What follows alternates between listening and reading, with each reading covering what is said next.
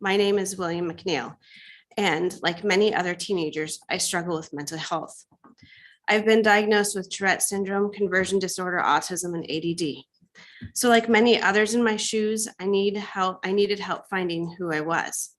But in the process of my self recovery, I had to move to 5 different schools, restarting and rebuilding new community each time. Although I got pretty fast at making friends, I still had long periods where I didn't have a proper support system, which is a key factor in having a safe and effective learning environment.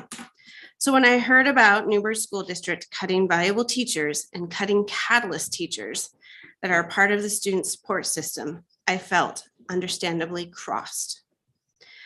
Not just because those teachers took the brunt of a terrible force that they did not contribute to, but also because I believe one class can share many of the same experiences, especially if those experiences are negative.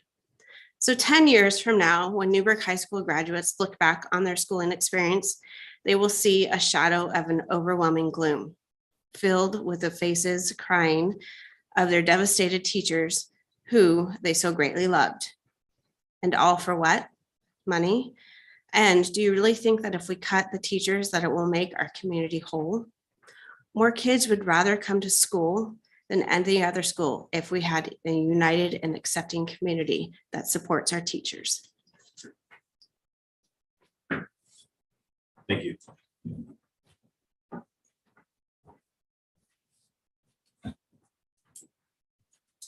Okay. Jake Weibel, are you ready?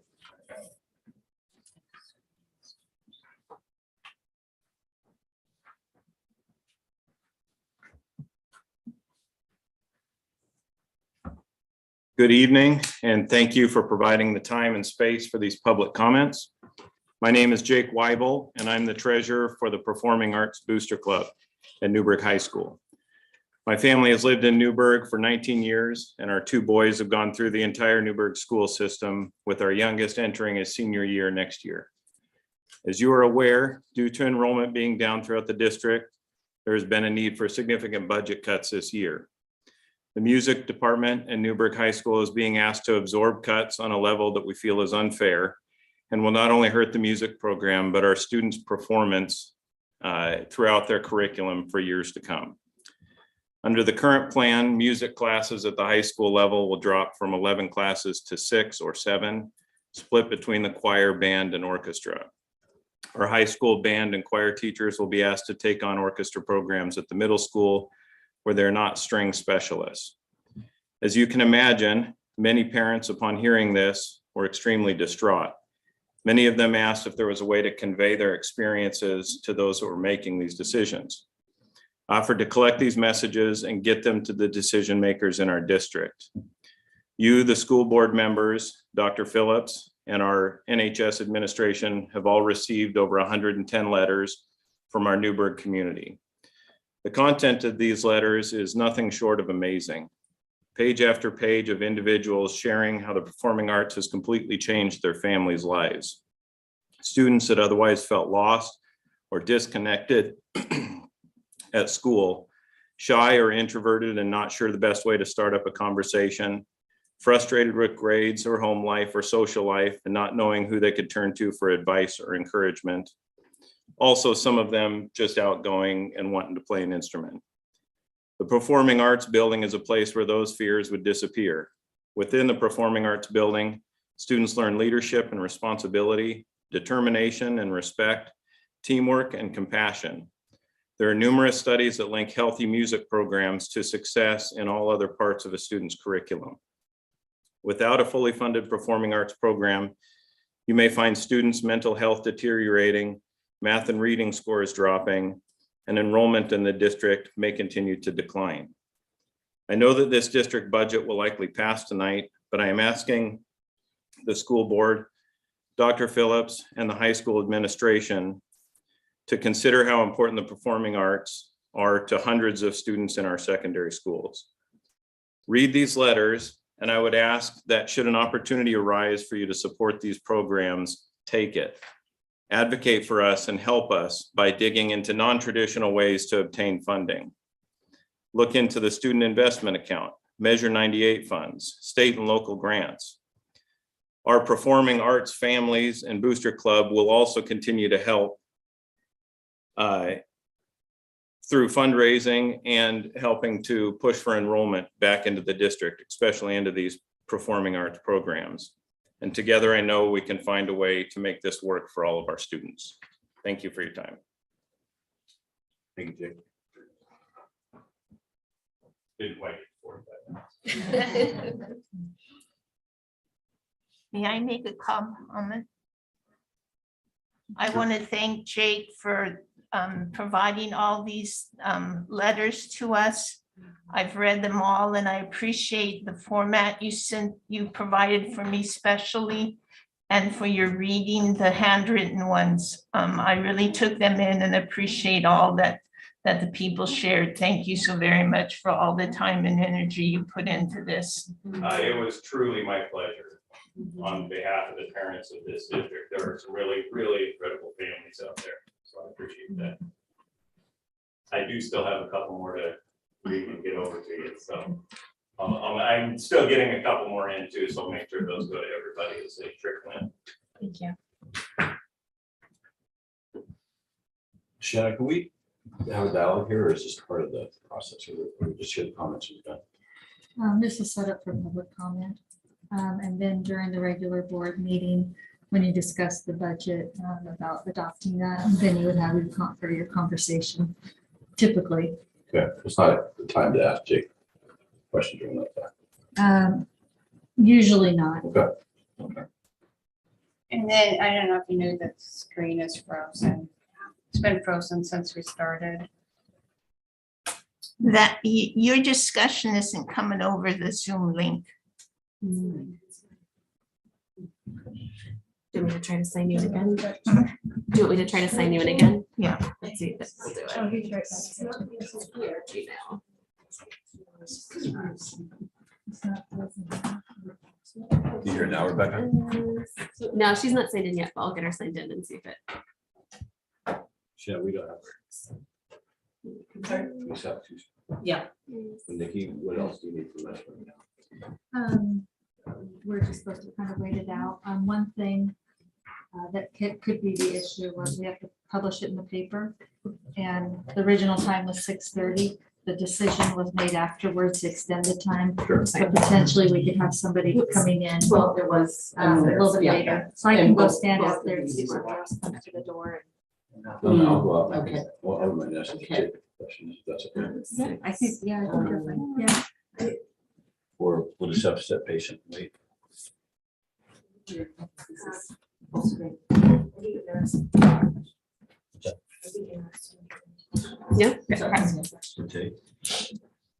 Go ahead. I don't think we're supposed to do it. It's fine, man. Like, it's not against the law or anything to ask any questions.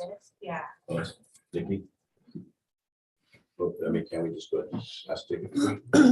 It's up to you guys. I mean, typically you're supposed to be just accepting comments, but if you guys want to do that, it'll be all recorded, so. We're allowed to ask follow-up questions to public comments technically in our rules, so you can do that. Well, I would suggest then that Jake come back to microphone so it can be.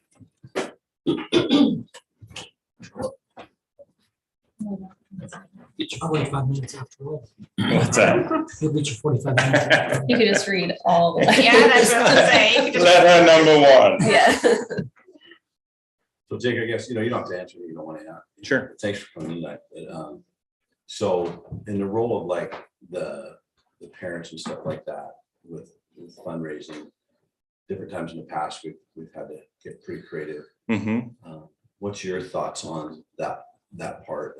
If something came back, what do you think the fundraising to the parents and things like that? It's tough to fundraise. Yeah. It always really is.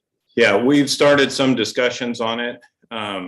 There's a little hesitation, to be perfectly honest, one, we don't exactly know dollar amounts and, how long does that last? Do we need to plan for a 2-year fundraising cycle?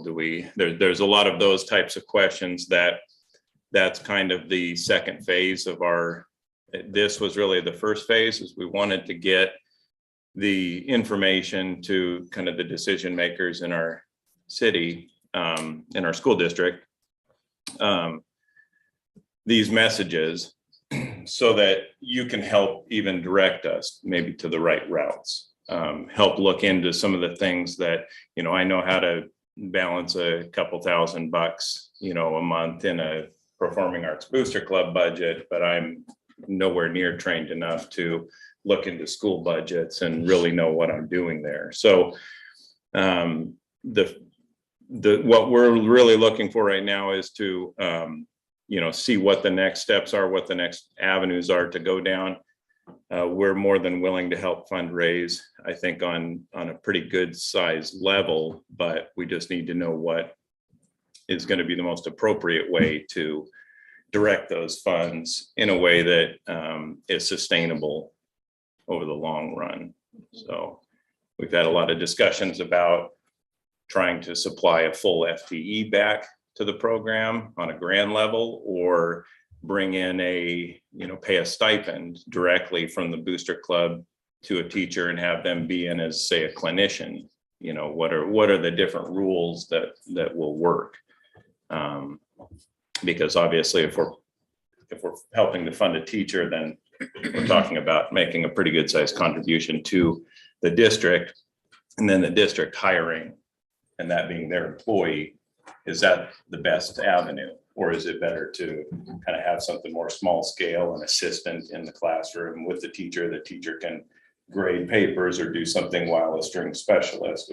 And I should also say, there's a big part of this that is just raising awareness right now, so that as maybe other resignations happen, or different teachers make different decisions, maybe FTE frees up and everybody knows how important these programs are to our district, and that allows us to juggle things around a little bit and make it work out. So I think I'm not quite the 45 minutes still. Yeah. Now, do you have kids in this district? I do, yeah. I have a senior next year, and I've got a freshman at OSU that graduated last year. Yeah, he is loving it, and Newburgh prepared him well for the OSU engineering programs, and he's really excelling there. So, Other board? Well, I guess I'm curious. So we're going from 11 employees down to 6 not employees, but classes. classes. So there's right now, and I'm sure I'm going to miss some, but there's a concert band, a symphonic band that's kind of the beginning level and the advanced level. There's a jazz band. There is vocal point, which is the advanced choir. There's kind of a beginning and advanced class for each, for orchestra or band and choir. And then there's additional classes. There's music theory, which is a class that's taught for advanced students learning how to write music and compose. There's a guitar class. A lot of those are, and this is still up in the air of what's being cut. There's nothing set in stone yet, but in general, classes are consolidating. So the advanced strings and the beginning strings at the high school level would be in one massive group, which is very difficult. I think some of you were here when Sarah Barr came 2 years ago and started the chamber orchestra program at the high school that allowed those two to kind of train at different levels.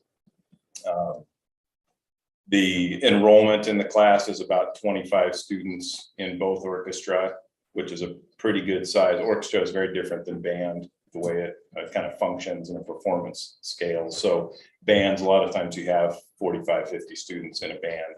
Orchestras are typically a little smaller. Having a 50-person orchestra is pretty tough. So, and then the biggest concern on the teachers' behalf, I think, is just that they're, not having that secondary, or having the real training that Sarah had in the strings. So, and I think they're working. Tammy's doing a great job working with them to try to figure this out right now, I think. And there's new developments every day. So But yeah, that was 11 classes throughout within the orchestra, band, and choir that are condensing down to about, I would say, 6 safely. Okay. Um, So same number of instructors or, Correct. The way I understand it is between the middle school and the high school in performing arts, there were currently this year, there's 5 FTE, Correct. and next year they'll go down to 4. That's correct. And that 5th FTE was split between the middle school and the high school. Yeah, there's definitely some splits going on, and it'll be restructured. Just today we had a resignation out of the band, out of the remaining 4. Yeah. And so now we're rehiring the 4 that we just lost today. Okay. And And so, that yeah, may, it's- that may help quite a bit. And in some of these conversations, I think the administration has been communicating pretty well with the teachers.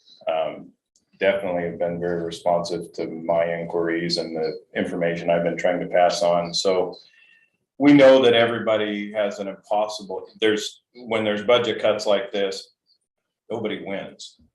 There's not a winner and not a loser. Everybody loses. So we've understood that from the beginning, and I think it's been a hard process to advocate because you don't know, you can't say, well, we're more important than this department and you should cut their stuff instead. You just have to do the best with what you have, and when there's real concerns, like just not having the training to do the classes, then trying to juggle things around like I think they're doing right now, that's the answer.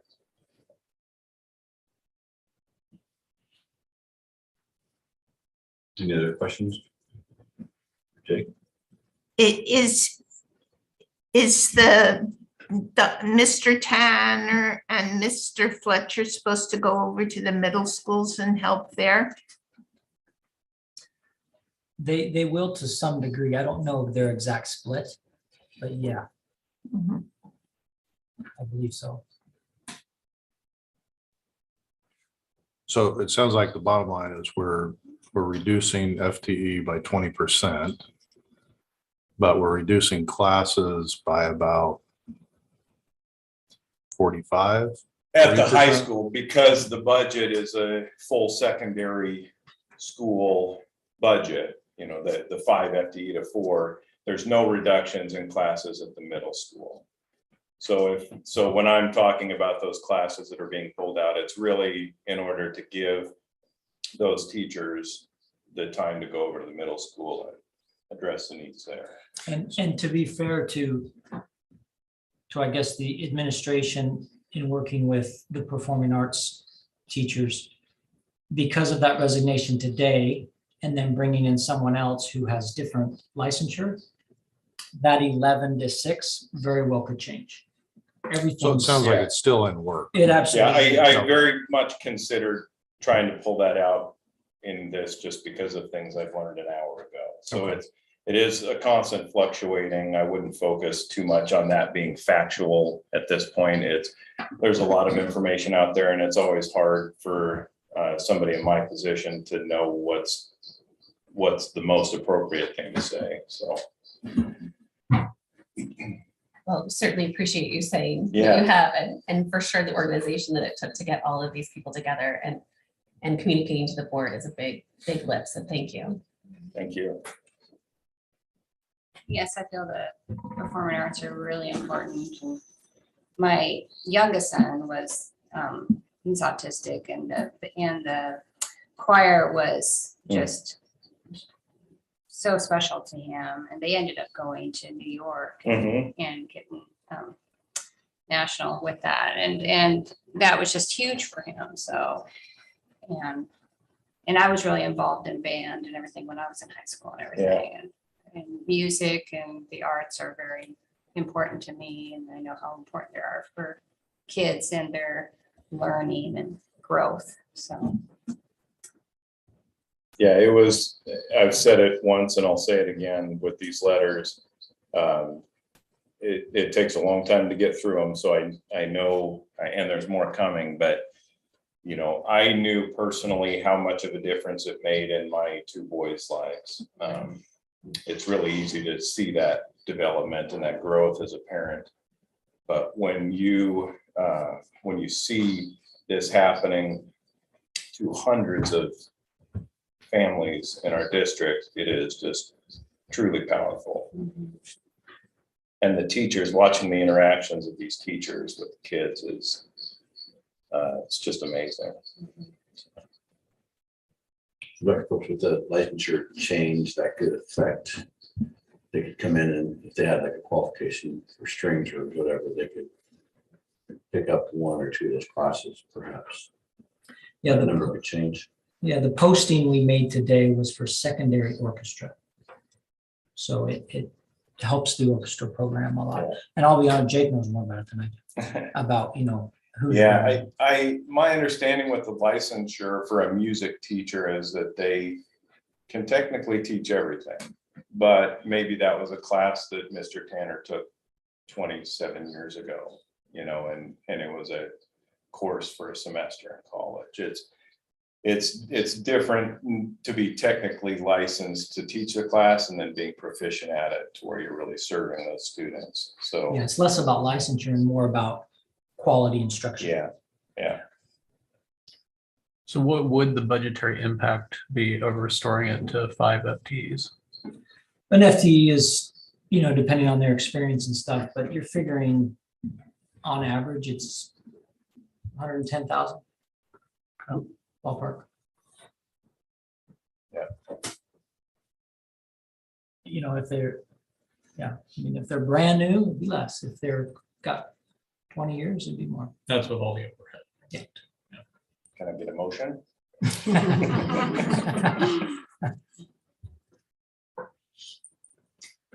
So what is, sorry, what is, you talked about fundraising and stuff. What do you use that revenue for?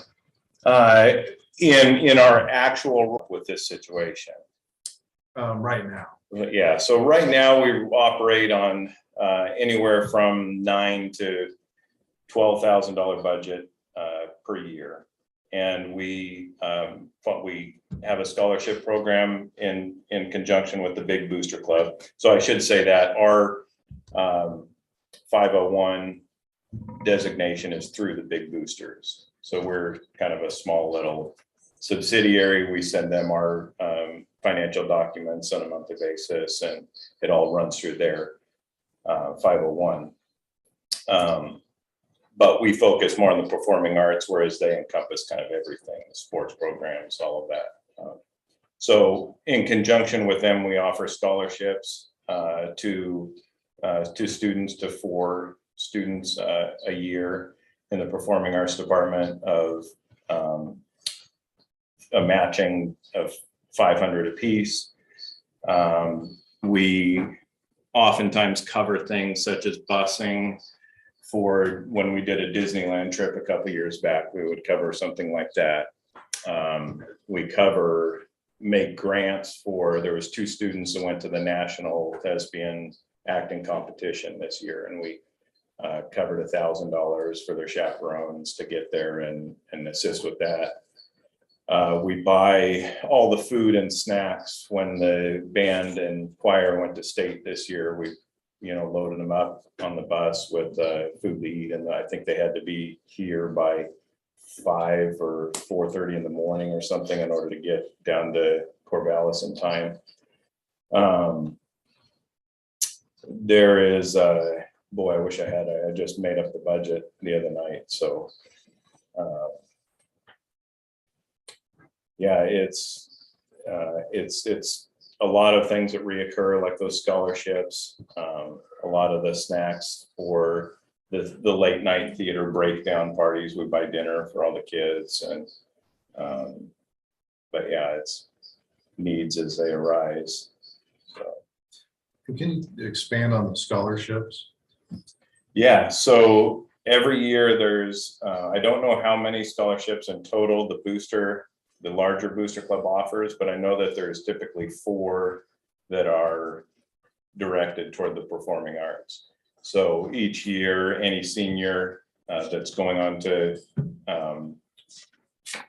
continuing education can apply for a scholarship. Those are gone through. There's a chairperson on the Big Booster Committee that chairs that. And they go through them and select 4 recipients. And then the first semester of their college year, we give them $500. And then the second semester, the Big Boosters gives them the second $500. So it's just a continuing education scholarship.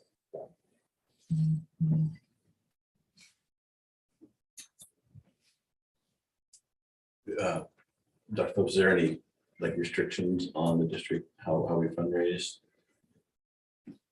As a whole on this? Are you asking if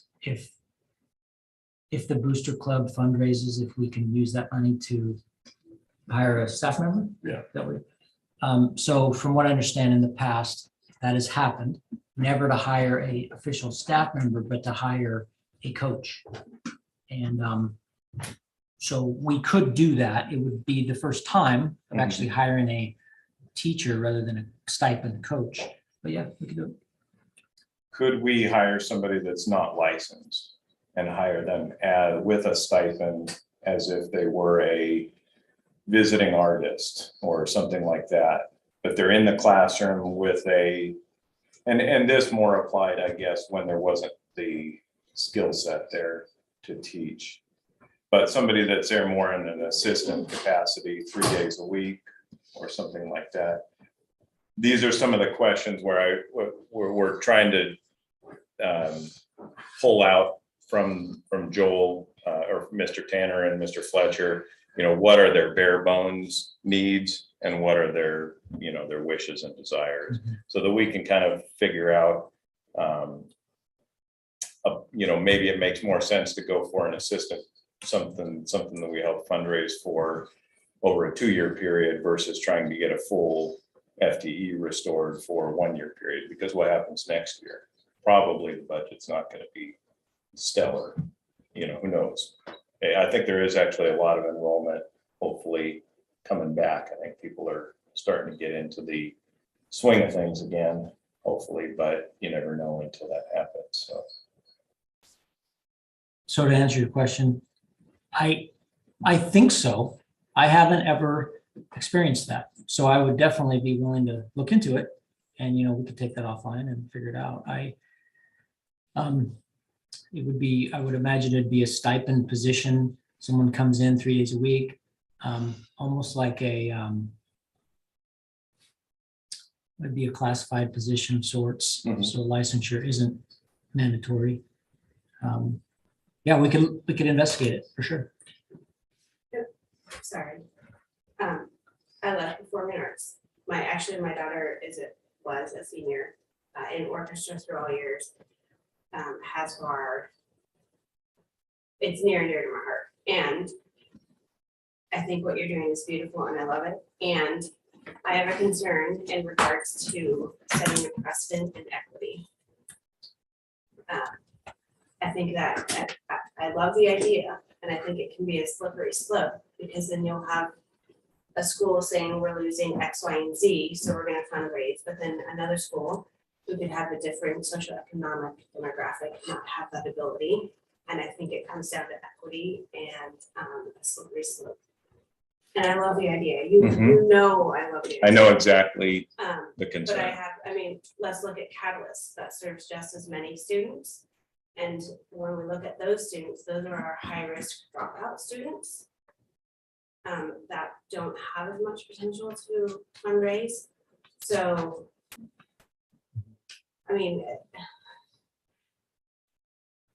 that is a concern. I would love it for the program, and I'd feel very uncomfortable for some of our other buildings and programs that don't have that ability, yet are taking a large hit too. Catalyst is taking a similar hit, going from 7 down to like 3. So for disproportionate number of hit, in a high-risk population. Has the enrollment changed at all in the Catalyst? Same amount of kids? Yeah, and those are our kids who, if they have to go back to the mainstream, our dropout rate is gonna go higher. Plain and simple. So, Jake, I understand, Mhm. absolutely. I think a counterpoint to that though would be, I've fundraised every year I've ever coached, and we have kids that have money and kids that don't, you know, and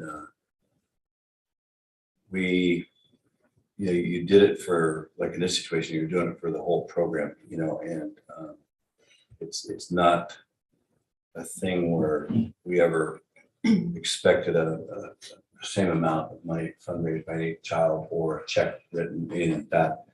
It was a team effort to, when it had to happen, to make something happen. And I saw it for 25 years where a lot of times our best fundraisers were kids from households that had less. They fundraised better than kids who had everything. And I think that they all bought into that concept that it was for the program. That's how I look at the fundraising part, because it's like, we don't know, we can't read that, but we're not going to go to all the kids in band or choir strings and say, you know, your family has to write an equal amount of check. agreed, I don't disagree with that. And let's say an elementary school is losing a position. And so that school decides to go ahead and fundraise for it, but they also have a student who's in strings that's fundraising. So you have now an elementary school who's fundraising for a position, and a family has a child in that elementary school, and then they have a child in the strings who's fundraising for that position. Families can only stretch so far, and then families have to choose. And at what point do we also say some schools are not gonna have the capacity to fundraise like other schools have the capacity? And I think that's just clearly how it is. It's that way in every district. And so how do we mitigate that? Because in an essence, we want a playing field for all of our students. And that's not creating a similar playing field. In fact, I think we could get ourselves deeper into issues. I think when with a district with multiple elementaries and multiple middle schools, you will have one school socioeconomically better suited to raise money. And I do think you've got a point there. With one comprehensive high school, I think the equity's off the table a little bit, because we have one comprehensive high school. They're not competing with anybody else. So I would be much more hesitant if we had an elementary saying, we want to fundraise to bring in more people, and kind of too bad the other elementaries. I would have a problem with that, but we have one comprehensive high school. And I'm not diminishing Catalyst, I can see that. so that I it's a little understand. different. I have a question. Do the students from Catalyst, should they choose, do they have access to the music program, to the performing arts? Yes. Yeah. we I would do. say. Yeah. So it's for everybody. So in theory and practice, they would also benefit from this increase of teaching FTE, staff, yeah. right? So I just want to make sure that. And I don't have the numbers on how many actually do, take advantage of it from Catalyst, but they can. One of the big outreach programs that I'm looking to do this summer as well, as best as I can, through social media and conversations, is to also talk with, there's a fair number of people that homeschool in the district. And most of those people can get by with curriculums on, I presume, on math and reading and sciences. It's very hard to teach your kid how to play an instrument if you don't know how to do that. So I would love to outreach to those families and see if there's a way to do half enrollment or something if they want to come and take advantage of these programs as well. And I don't know how that affects dollars into the school, It sure doesn't hurt. budget, yeah, but I just think it's such an opportunity for them too. Give them that social aspect and learn something that you can't really get from a book. So, And just so you know, a couple weeks ago, I drafted a letter and we sent it out to all the secondary homeschool families yeah, about, these are some of the neat things we're offering. Come back, even if it's just for a half day or a class here or there. So we're trying that outreach yeah, of getting them back. I think we need to partner with them rather than, sometimes educators they're kind of offended because you left us, right? Well, I don't like that. I want them back, and you got to be, I want to partner with them. So we're reaching out, and I would encourage you, as we talked the other day, mhm, do the same. It would be wonderful if we could get them back, one class at a time.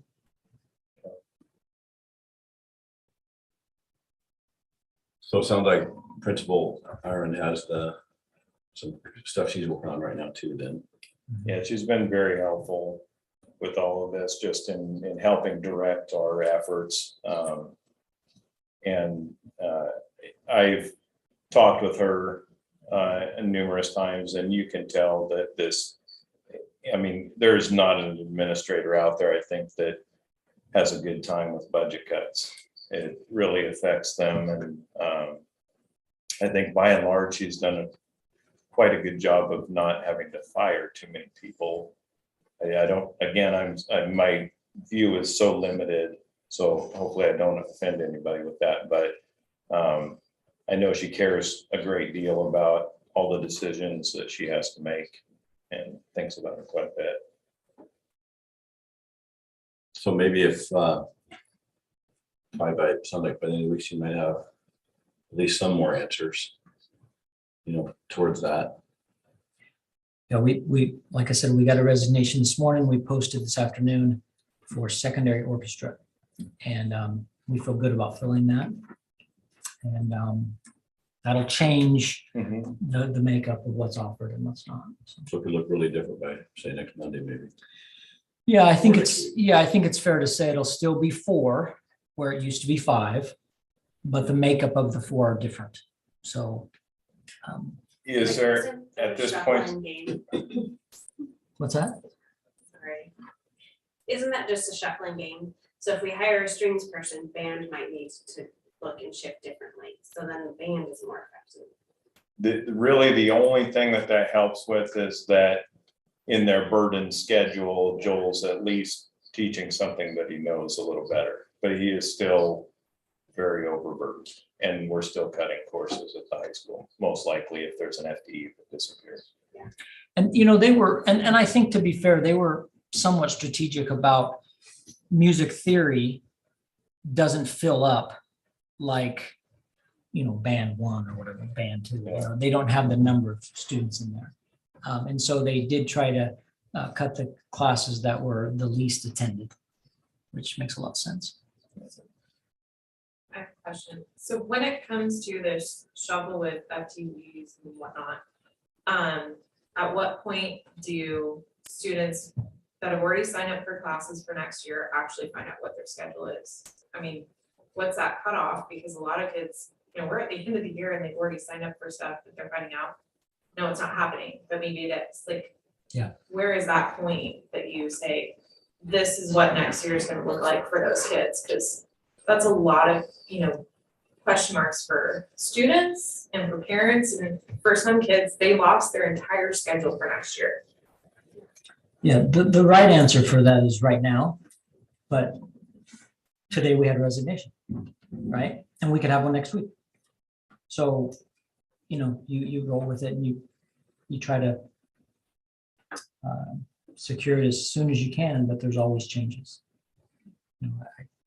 I would imagine in a district this size, we'll have resignations in July as other people are looking for work, and there might even be some in August. And I mean, it's a year-round thing, so you can never guarantee it.